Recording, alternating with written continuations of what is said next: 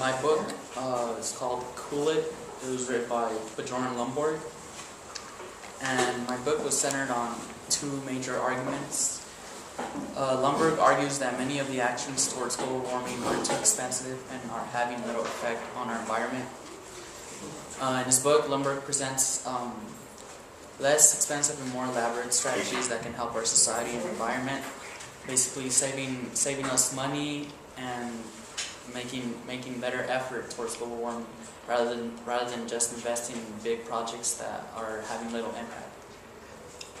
His second argument, he presents and talks about how there are many other issues that are more important to focus on. Problems such as hunger, sickness, and poverty.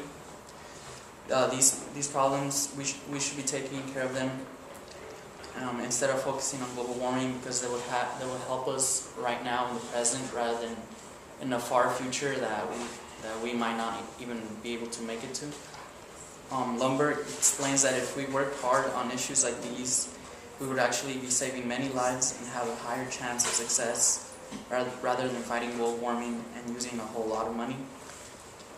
Basically, projects like the Kyoto Protocol, much money is being invested in it, and the annual total cost for enacting the Kyoto Protocol a year would be $180 billion. And with strategies that Lomborg presents in his book, in an estimated cost, it would be around $52 billion, with actually a higher chance of reducing and helping our issues that are going on right now. And those are the main two arguments that he talks about.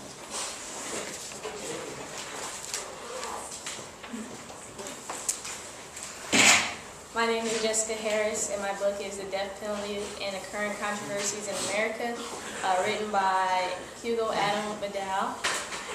The death penalty has a few arguments. One of the two main points where whether or not the capital punishment was effective or if it shall continue to be used in America and why or why not. The main points were usually about how they went about in the crimes that were done and the reasons why people received capital punishment. In more cases, it was more that a lot of people opposed of the capital punishment just because they feel that it's not as effective as it should be. I mean, probably because you usually, when you're on a death penalty, you just spend a few years in jail and then they send you to an electric chair, which is really not helping anything because it's like an easy way out. So Hugo explains why he opposes the death penalty and the reasons, other reasons to conclude or to punish the criminals for their acts.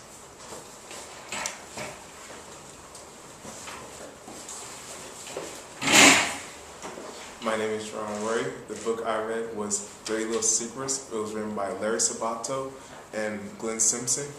The main focus of the book was basically on the political corruption within our American government. The authors, they provide three central arguments about the corruption within our American government, and they provide a non-biased fact to back up their claims.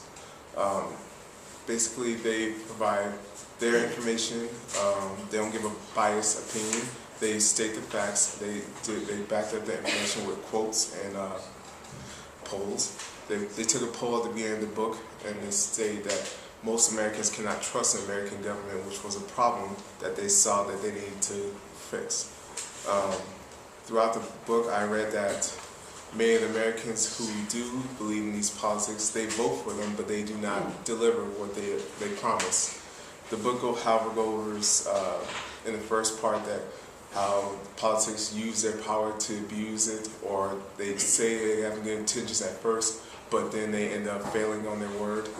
And then the second part of the book goes into just the general techniques and tactics that each major political party uses, such as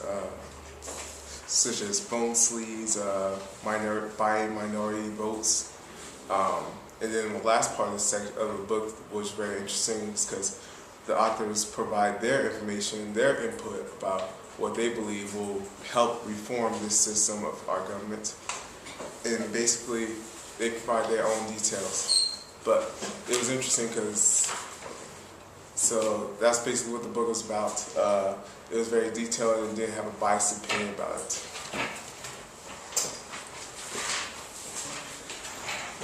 My name is Victor Soriano, and I read Inside Life Behind Bars in America by Michael G. Santos.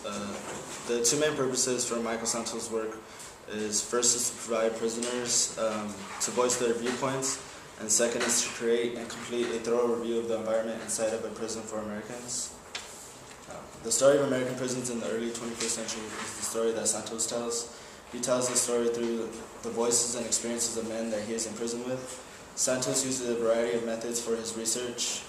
His methods include one-on-one interviews, observations that have been recorded in a journal, and also a review of official federal transcripts from cases involving correctional officers and inmates. The primary focus of inmates is survival. This is what Santos' description of prison life reveals. The threat of sexual and physical violence is something that the prisoners have to live with daily. Therefore, prisoners live in an awfully violent environment, and that is why they behave the way that they do. One of the main lessons learned by the inmates is how to live with violent men and also how to survive. Santos' description of life in prisons provides very important information and insight, and it is very detailed. The analysis of prison life provided by both inmates and guards provides much insight into social relationships, the culture of prisons such as gang and sexual relationships. This book that Michael Santos wrote gives so much information about the actual reality of prison and what really goes on in prisons.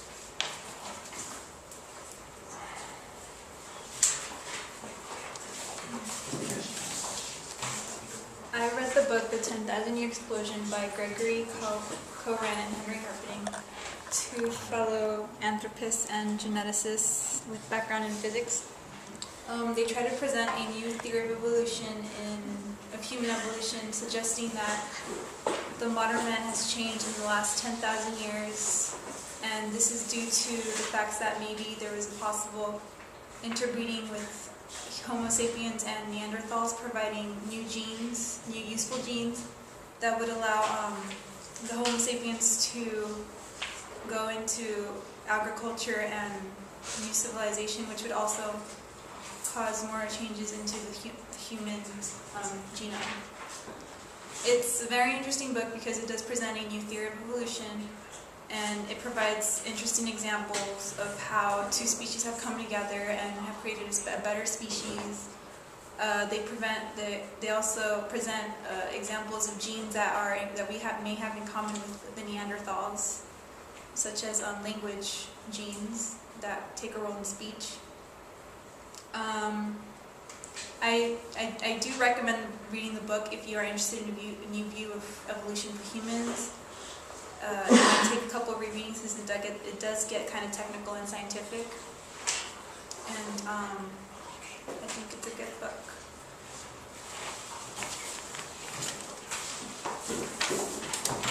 Hi, my name is Brittany Stubblefield, and I read the final years of Michael Jackson, Unmasked, and by Ian Halperin. He attempts to give readers an inside look on Michael Jackson's personal life. And he somewhat followed Jackson's trial in 2005 and was not pleased with the not guilty verdict, so he decided to find out for himself what the true verdict was. He spent one-on-one time with Jackson, receiving some insight on his personal life and eventually starting to understand who Michael Jackson truly was.